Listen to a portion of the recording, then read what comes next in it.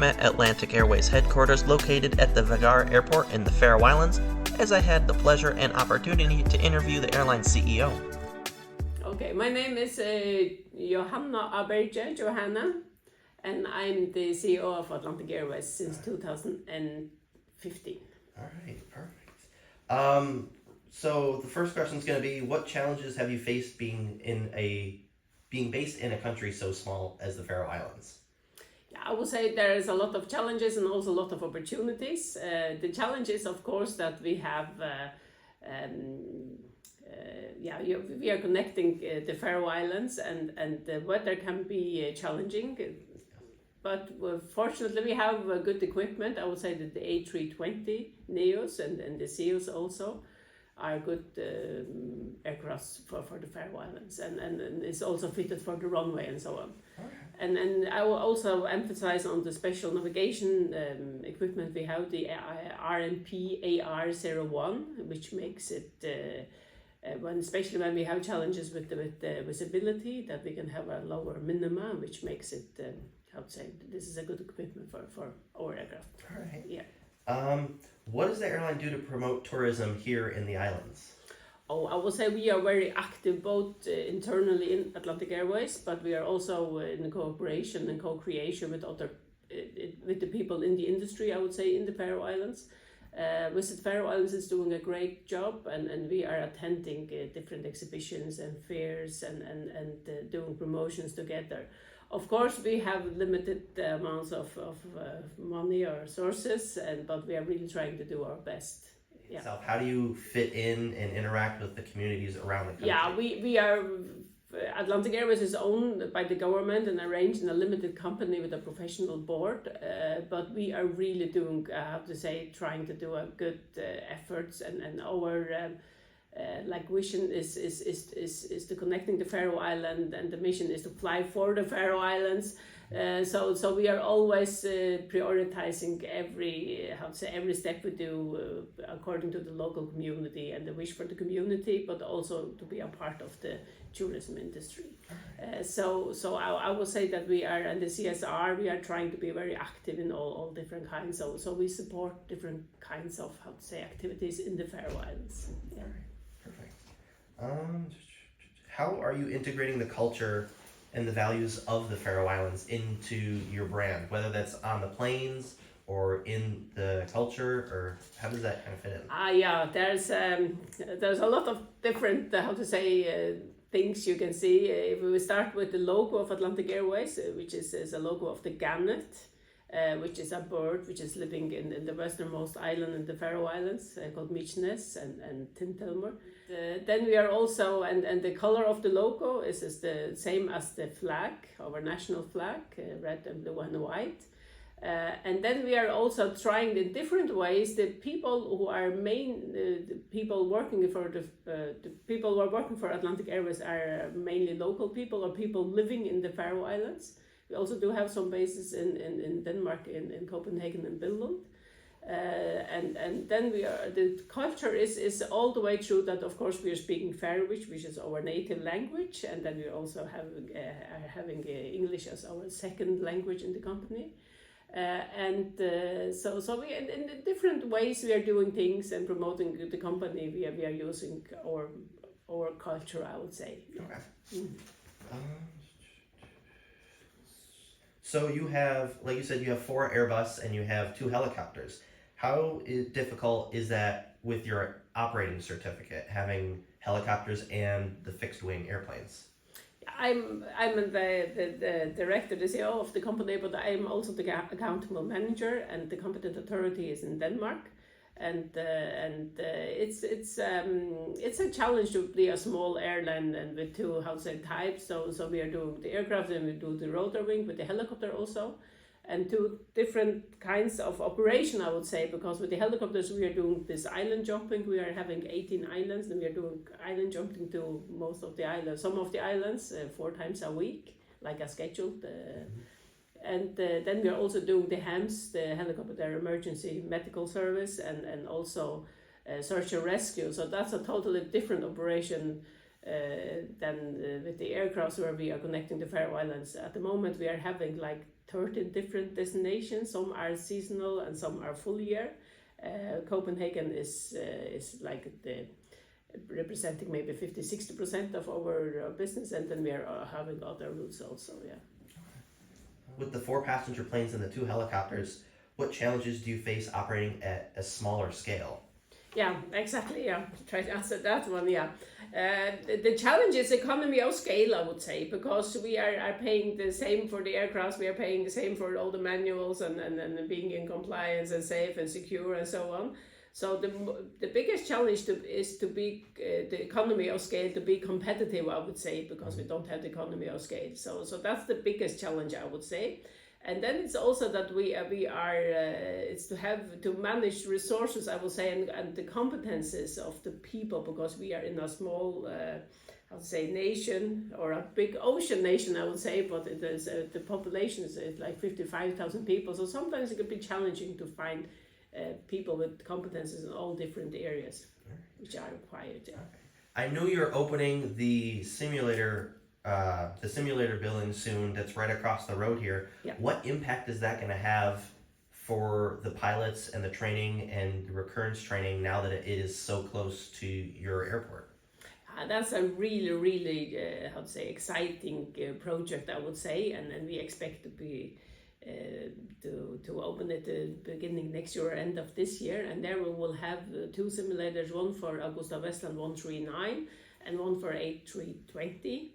And we are also planning ahead that we will have some mock-ups for the training, for the cabin training and so on. And this is really giving us an opportunities for our own people first to train in an environment, and we can fit it totally to our company. But the business case is also based on that we will invite, I will say, the whole world to come and train in the Faroe Islands. And especially if we look at the AgustaWestland 139, the simulator is very unique. It's a Thales product, and what is unique is about it's a CAT-D simulator. But what is unique about it is the integration between the SAR and the simulator. So you can be training like virtually the SAR part together with when the pilots are doing the simulator sessions.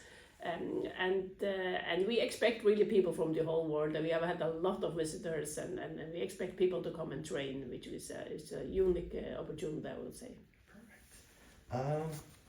So the route to North America, what would you say are one of the some of the challenges that led to the cancellation of this route? Yeah, I would first say that we started this route, we were planning to start it in 2020, just when COVID hit in, so we were, I would say, postponing it. So we started last year, and we were, I would say, very happy to do this direct route from Faroe Island to Stewart, because it's the first time you can connect the Faroe Islands actually with America.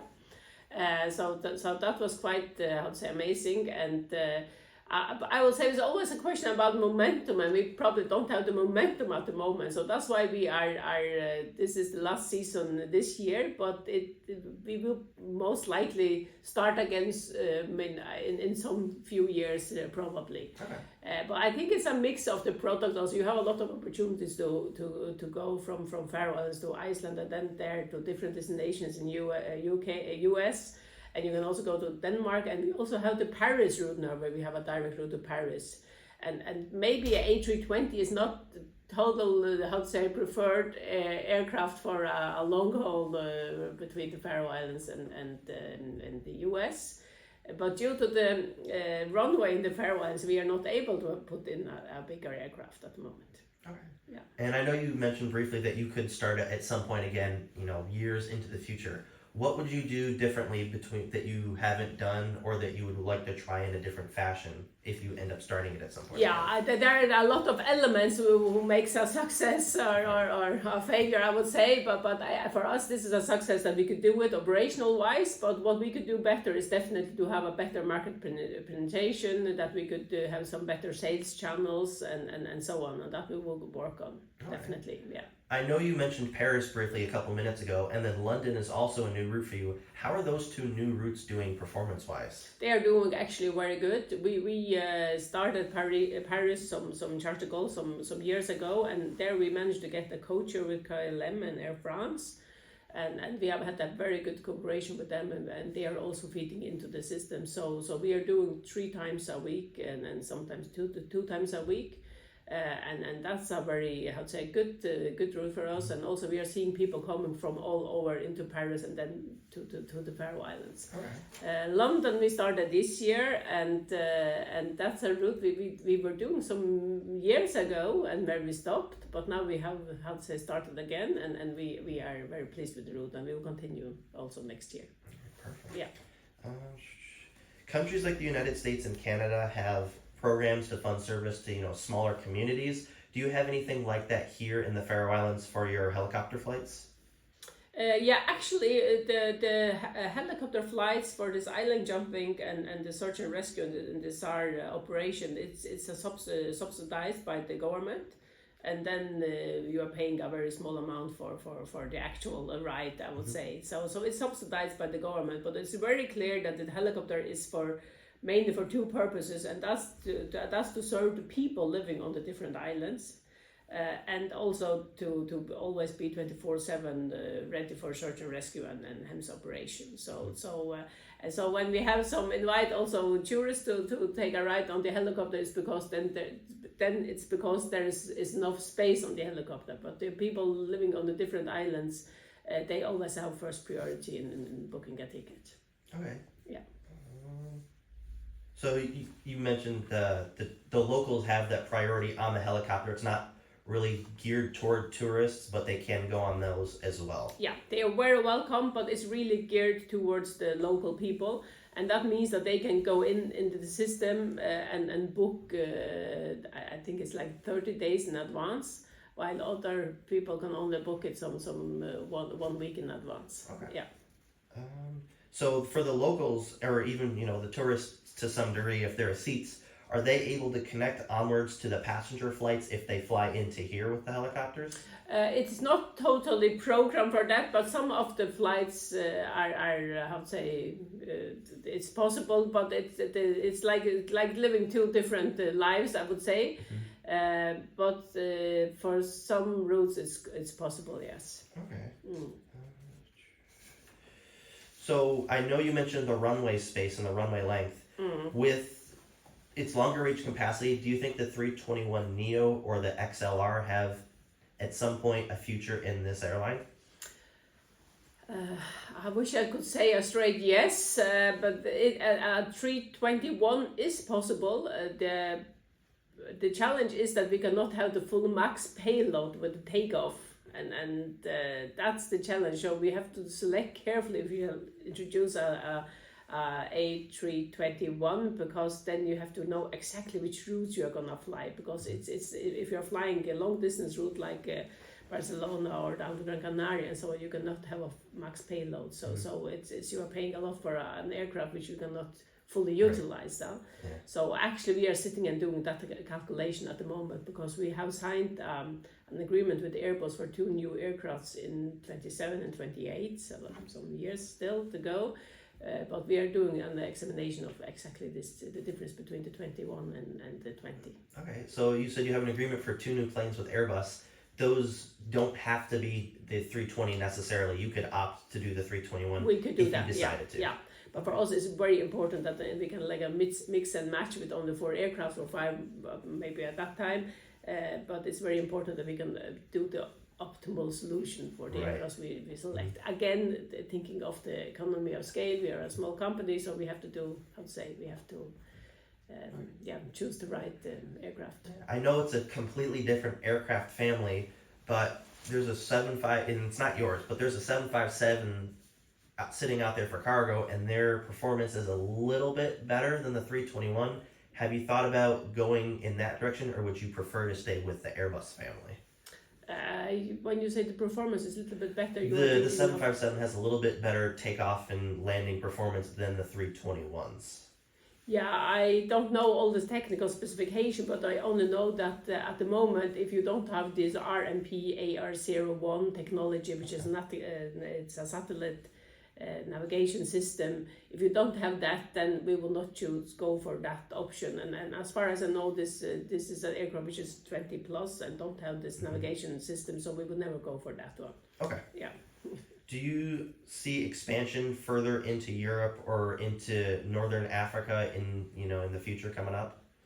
But I would say that we have a lot of destinations in Europe which we like to serve, and we have been, for instance, trying to get slots in Amsterdam for a long time, and so Amsterdam will be our preferred, how to say, new destination, I would say, and we have also Italy on the map and other Portugal and so on. So there are a lot of European routes we would like to serve before going further, I would say. Yeah.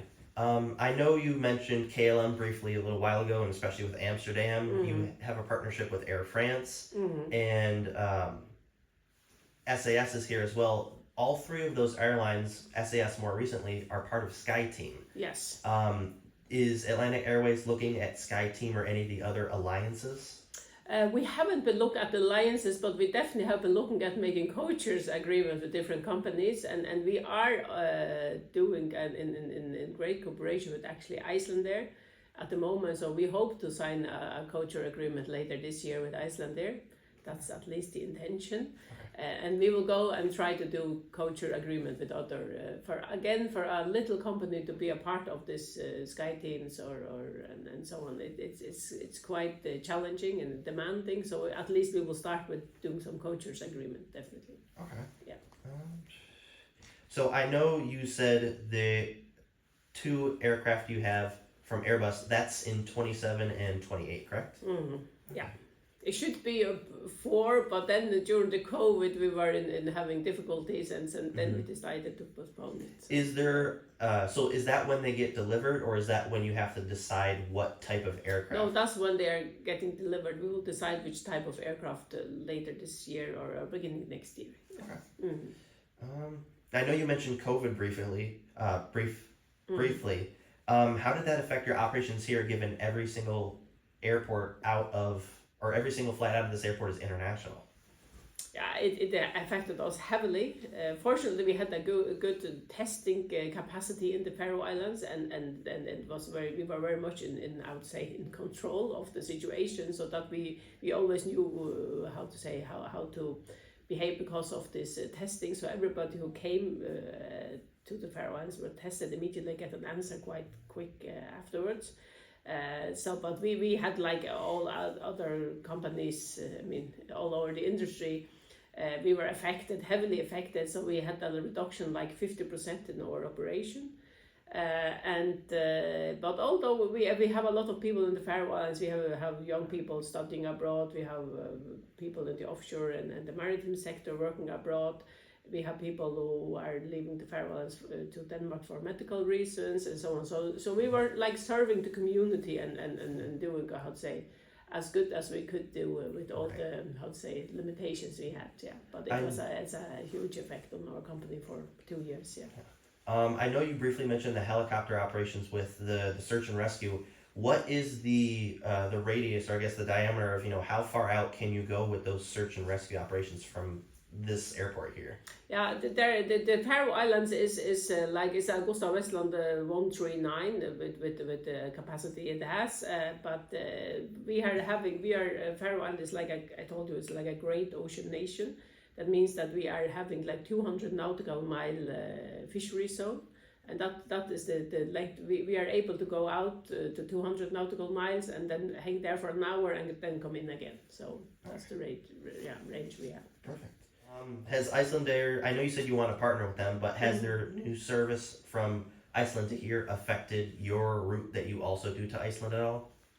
Yes, it has affected our route. We have been flying for years and years, and then now they started this year, and it has been affecting our routes, but we still think that we have a very, very good product with the A320 and with the navigation system. So we have a very high regularity, I would say. So we are confident in our product, I would say. All right. What would you say, other than the aircraft in 27 and 28, which we've already talked about a couple of times, what is the future like for this airline, short term as well as long term, 5-10 years out from now? Yeah, I would say that our, we are a company who is owned by the government and having like a arranged and limited company with a professional board, and our ambition is to serve our community foremost. And that means also that we are growing, with the demand in the Faroe Islands, organically, I would say. And our challenge, I would say, is to balance the high season and the low season, because low season is very low and the high season is very high at the moment, and we are very much involved in this MICE segment also, so this like meeting incentives and conferences and events. So we try to balance, and that's also a part of being a part of the local community so we can grow together. Because if you only have some jobs in the sector for a certain period, it's challenging, because where are those people gonna work in the low season? So that's a big challenge for us, where we would like to cooperate with the industry.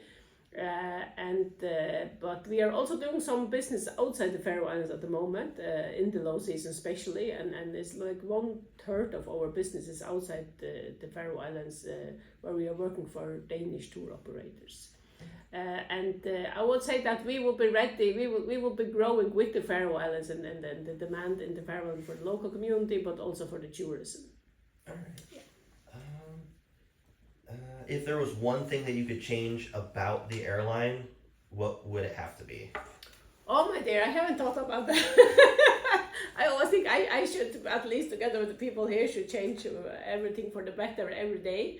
Mm-hmm. But I would say that there are a lot of things we have on the agenda. So one thing is digitalization, so in every aspect, for the customer journey, for all the touch points, we have to be, in line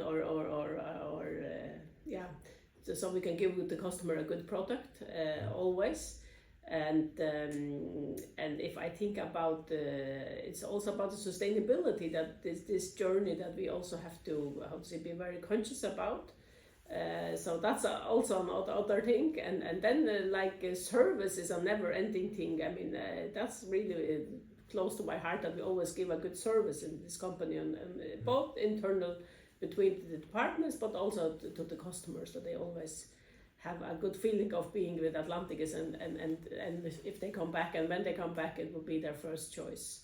So I will say that there are a lot of things who can be better. We always try to be better in every sense every day, but there is not one particular thing I'm thinking about what I could do differently. Okay. Two final questions. The first one, I know you mentioned sustainability. How is Atlantic Airways trying to be sustainable, not only, within its local communities, but also, on board its flights? Yeah, we are really trying to do all the things we can do with, so of course we think that or we hope, or we expect the technology to help us. That means the main thing is, of course, to choose the right aircrafts, and we have with the Neos, that is the best in class you can choose at the moment with the size you have.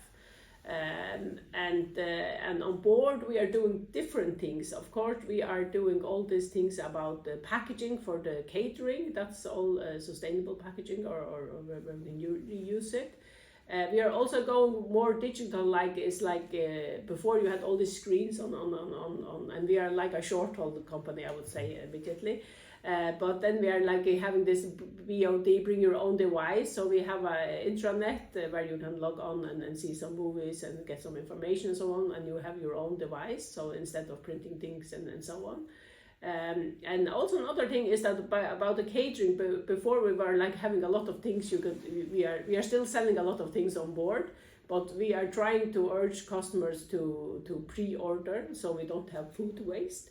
So we are doing different things all the way along. Yeah. Right. And last question is, If you had unlimited funds and zero restrictions, no government restrictions, no local restrictions, if you had unlimited funds and zero restrictions, what would you do with it? Yeah, you're thinking about the Faroe Islands. Well, the airline in general, like what would you do with the airline if you had unlimited funds at your disposal? Yeah, then we would definitely. I would have like a big holistic approach to this because it's easy to say that we just buy more aircrafts and having more destinations and filling people into the Faroe Islands. But I have a more holistic approach about that because we have to go hand in hand with nature and the local community and so on. So, but we will definitely do some more. Sustainable solutions to a holistic approach to have an industry, because in the Faroe Islands we have aquaculture, we have fishery, and we have tourism, and we have different things. So it's about building a community up, and it's also about workforce. Where do we get people to work? How do we get people to work in the industry, and so on. So I will say it's like it's like a sustainable solution for a good tourism. Awesome. Well, thank you so much for talking to me and answering my questions. You're welcome.